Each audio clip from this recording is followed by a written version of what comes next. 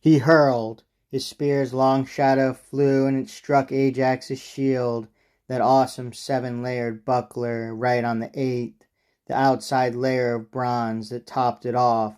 Through six hides it tore, but the seventh stopped the relentless brazen point.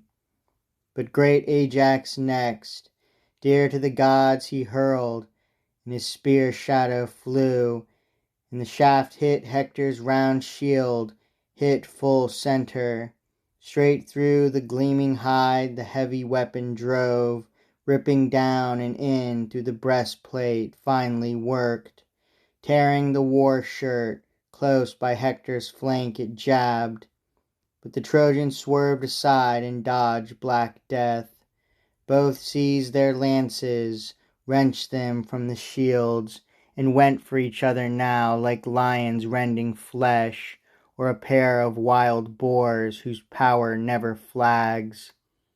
Hector stabbed at the buckler, full center too, not smashing through, the brazen point bent back.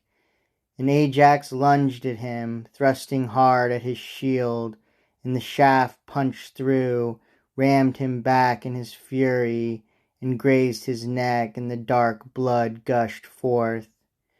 But not even then did Hector quit the battle.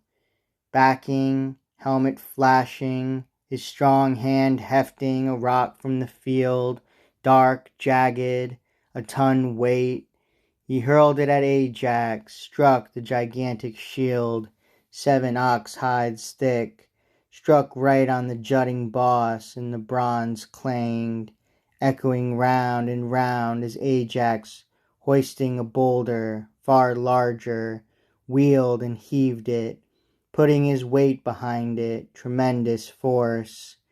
And the rock crashed home, Hector's shield burst in, hit by a millstone, and Hector's fine knees buckled, flat on his back he went, his shield crushing down on him, swept him off his feet.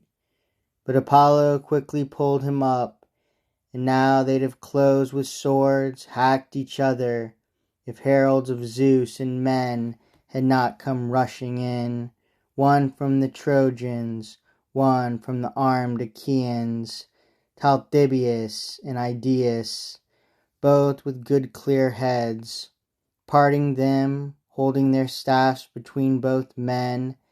The herald Idaeus, cool, skilled in tactics, urged, "No more, my sons, don't kill yourselves in combat. Zeus, who marshals the storm cloud, loves you both. You're both great fighters, we all know that full well. The night comes on at last, best to yield to night." But the giant Ajax answered briskly, "Wait, Idaeus. Tell Hector here to call the truce. Mad for a fight, he challenged all our bravest. Let him lead off. I'll take his lead, you'll see." His helmet flashed as Hector nodded. "Yes, Ajax, since God has given you power, build, and sense, and you are the strongest spearman of Achaea, let us break off this dueling to the death, at least for today. We'll fight again tomorrow until some fatal power decides between our armies, handing victory down to one side or another. Look, the night comes at last, best to yield tonight. So you will bring some joy to Achaea's forces camped beside their ships, and most of all to your own troops, the comrades you command. But I'll go back to the great city of King Priam, and bring some joy to the men of Troy and Trojan women trailing their long robes, thankful for my return. They'll go to meet the gods and sing their praises.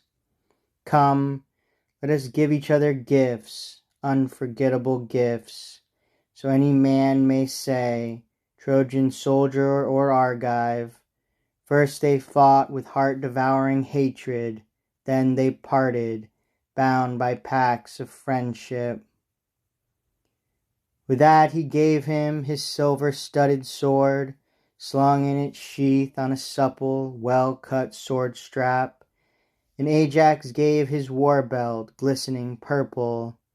So both men parted, Ajax back to Achaea's armies, Hector back to his thronging Trojans, overjoyed to see him still alive, unharmed, striding back, free of the rage and hands of Ajax still unconquered. They escorted him home to Troy, saved, past all their hopes, while far across the field the Achaean men-at-arms escorted Ajax, thrilled with victory, back to Agamemnon.